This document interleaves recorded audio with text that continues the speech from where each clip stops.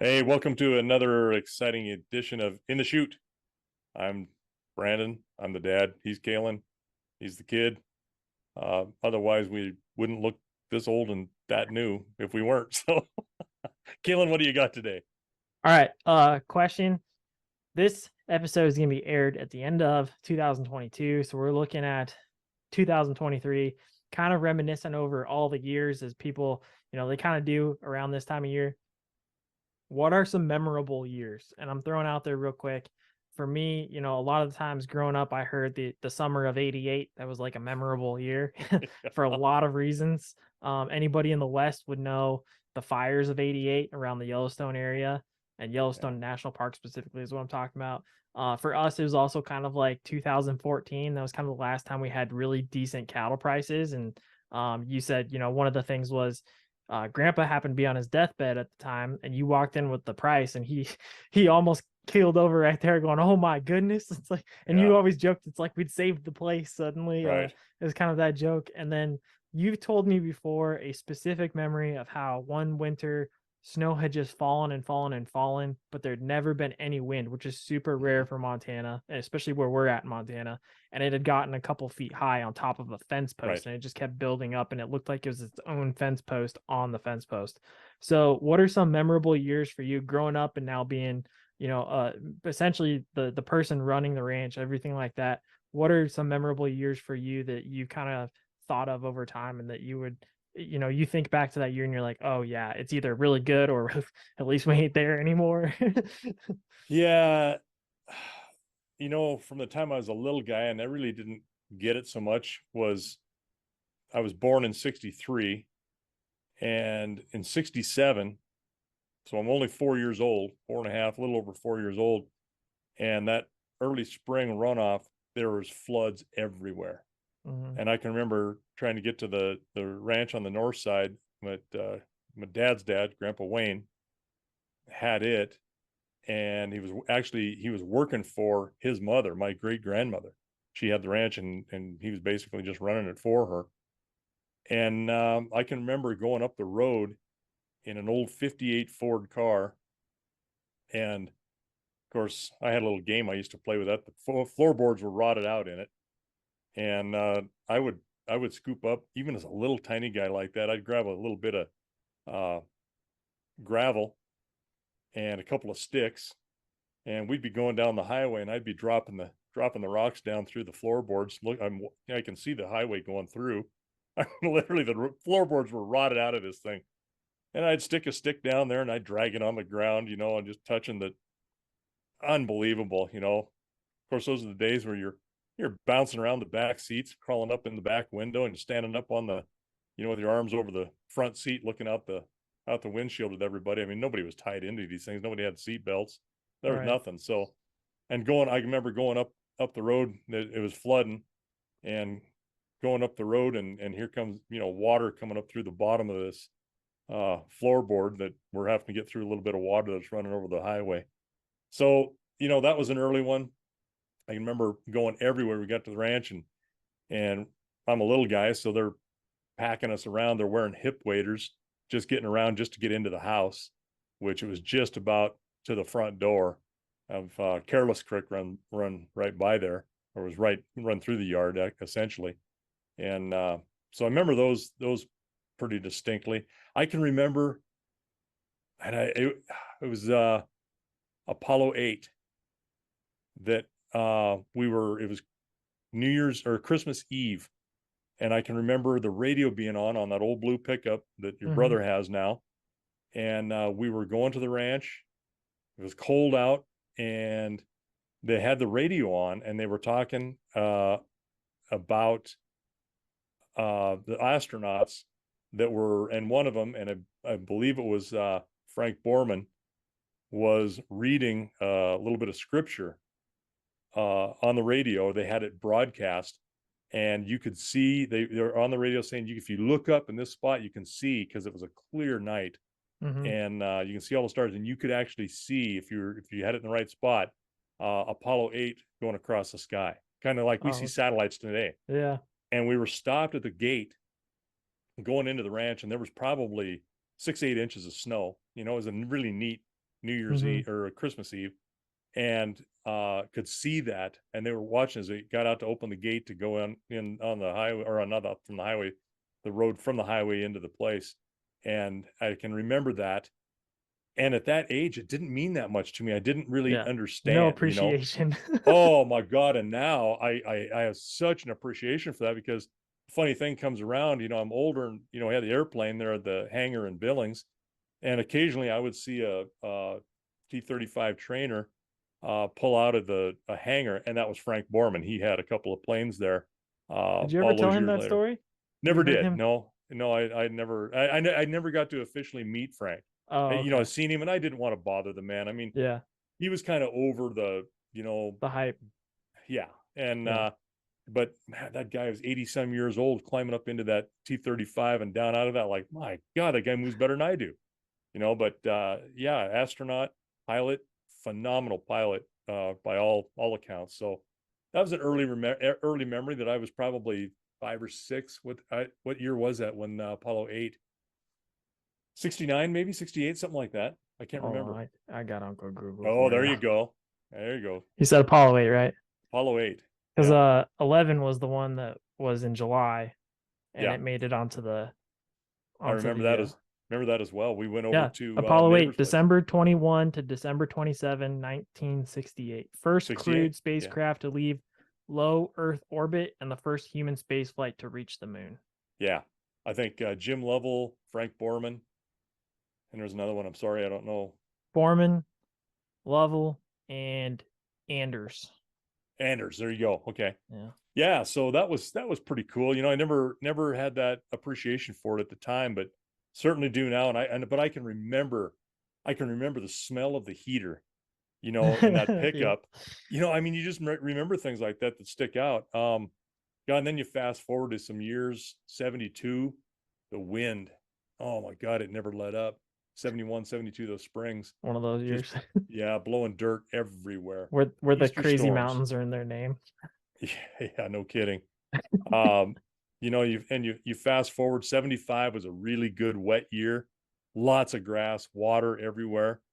Um, 77 and 78, that was the winter.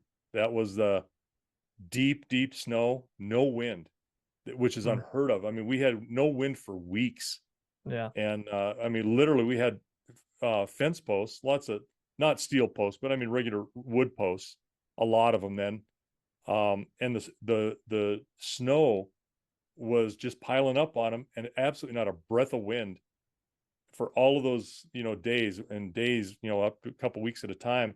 And you had a foot and a half of snow just piled on there. It was it was otherworldly. Yeah. And especially for here, because we always have wind. But I was gonna say that's just hard for me to fathom because I've never Yeah, witnessed that. well, and everybody talked about it. Like, look at this. Look at all the snow piled on everything. Mhm. Lots of snow that winter. It was a lot of snow, and so much that flat light in that kind of condition, we're out Yeah, trying to feed, and you can't just can't see. see. Couldn't see. And we had the pickup loader, and we're trying to get up the road, and we're all of a sudden we're like, we can't move. And so Grandpa had the headlights on, and so he stopped. We're going to back up and see what the heck the problem was. We had pushed snow up into a pile where the grill, you could see it, but you couldn't see it coming over the hood. I mean, Right. it was just, you just couldn't go anywhere. And then the next winter, 78 and 79, was the same kind of snow, only we had horrendous winds, cold temperatures, Drifts. I mean, we Yeah. had really big, they brought in rotary equipment on the back of big tractors, and were blowing that snow. And as soon as they'd get a piece of road open somewhere, it would blow right back in behind them. Was We that the were, winter? So I did a little bit of this for history classes and stuff, research. Was that the winter where they mobilized the National Guard to yeah, use helicopters to dump in hay for livestock? in some places, yeah, Yeah. they've done that before, but There's yeah, been a couple two or three times since the 70s that has occurred, but it's been a very rare occurrence. It's a very national rare, but it's a state emergency and the governor has yeah, the National Guard mobilized. Yeah. yeah, we didn't get much help here. We got the rotary blades to. I mean, these are 6-8 foot size blades that were chewing through Yeah. giant snow blowers. Essentially, is what it was. But we got snowed out of our place. We had to stay with my Aunt Mary Fisk, just 2 miles away because we couldn't get up our road. We were snowed out for 8 weeks at one, or no, 6 weeks for one time, and then two other times for 2 weeks at a time. They plowed us out. It blew in during Christmas vacation. We had no telephone, no television. I mean, it was just, we grew up pretty poor there. And the county plowed us out, and we grabbed clothes and followed the plow out with a couple of vehicles, and then stayed at my aunt's place for all of that time. And Dad bought just a piece of crap. I don't even know what the model or the name was. I just remember it said Snow Pony on it. It was a single seat, almost one person, just a piece of crap snowmobile. And that's how I got back and forth. It was my job to go up and feed every morning and make sure everything was, had water and was still alive. Yeah. And I went to school smelling like 2-cycle oil because it come up through the carburetor, sat right at my chest. Yeah. And it It'd was spray just on you. oh yeah. And it would load up because the carburetors was not tuned. It was wore out. So You had Dad to put be a in, delight to sit next to you. oh, I'm sure. But dad ended up taking, there was little cap screws in the bottom of the throat of the carburetor. You'd open those up, and the fuel would drain out that was loaded up too much, and because it would foul out and just flood. So he actually screwed in brass petcocks so that when it quit, I could open the petcocks, pull a handle a few times, run all of the fuel out, close them up, and then it would start again. And oh, it was unbelievably crude and ugly. And yeah, we got through that winter, and I never ever want to have another winter like that. Nearly froze our hands a couple of times. Yeah. We took a hood off of an old Dodge pickup and tied it onto the back of the snowmobile in order to get some Enough things weight. moved around and get some groceries in there at times when we got snowed in, until we could get snowed back or get back out. And it was, I mean, these drifts were 10, 12 feet high easily. That's And crazy. yeah, and my uncle, he ran out of propane at his place, couldn't get in, so we took a 100-pound bottle as far as we could get north and unloaded the snowmobile in that bottle, and I just tied it to the back of the snowmobile and took a 100-pound bottle of propane to him, Drug got it. him and drug it on the snow and got it in there. We did things around here that was just crazy. Some of the ways that we had to, not just us, I mean, it was everybody. Yeah, just survival. Yeah. And I never want to go through another winter like 78 and 79 again. That hurt. That really hurt. We're freezing our hands, we're freezing up. Boy, frostbite was so close so many times. It was just, and we didn't have good clothes. The clothing that we got today is so far superior. Even technology and stuff. Wrap that they've got is better than what we had at our best then. We were in the days of wrapping our feet in bread sacks and to just keep them dry. And that's no way to do it. Anyway, yeah, those were good years. 83, 84 was cold. Oh my God, those were cold winters. Horribly cold winters, especially 84. 88, that summer, yeah, the whole Northwest was on fire. The park was on fire. I say, if you've lived anywhere near Yellowstone National Park, people know about 88. Oh yeah, 88 was a big one. That was it's crazy too, because I was born in 94, so I was born 8 years after that, and to this day, everybody knows 88. Even people in my generation, we equate what the summer is to 88. Like, oh, it's getting close to 88. We're like, well, oh, this isn't good. Like, it's crazy that it has that big of an impact that, a generation later, it's an index for the things that are happening. Right. Well, and I think there are things like that, and most of them for us, it's kind of like that. It's like, how many summers have you been alive? You count it by summers, and we milestone and mark events in our life around the weather. And a lot of them are winter time, because it's just harder for to Montana. do things. It tends to be February. My month, the most brutal month of the year. You're right. Yeah, the end of January and first part of February is the coldest part. It's there. It's miserable. It's just I can't wait to see March. Typically at the end of the winter time, I'm like, I'm ready. I'm ready to see some green. Well, and I remember what the heck winter? I think it was a winter of 77 and 78. My grandpa commented, and we never had really, like I said, cold weather gear. We had our boots with overshoes. That was our Yeah. cold weather gear. Yeah. And that's And if not, you put bread socks on in your on your feet, but your feet were always froze. They were always cold. They always hurt. And I remember he said at one point in the spring, it was thawing out and melting, and there was mud everywhere, which I still never complain about. But he had counted back how many days in a row. It was like 150 some days that you had to wear something other than just your normal foot gear. There was no break in the weather at all. It yeah. was all winter, all cold, and then it was lots of water where you had to have them on, and it was well into the spring before you could take those overshoes off. That's It why was people interesting think I'm times. joking when I say, winter sometimes lasts 6 months in Montana. I'm not kidding. It No, really sometimes it does. does. Yeah, no, and this is kind of one of those years. We really didn't have an early spring, but we sure didn't have or fall or early winter, but we sure didn't have an extended fall. Yeah. Yeah. Usually you get what we call Indian summer, where you get a good hard freeze, and then it'll warm up for a couple of weeks for really nice weather. That's what you call the Indian summer. That really didn't happen. There was a couple of days in that it got nice, and then it got cold, and it's been Dropped staying again. cool. Yeah. Yeah.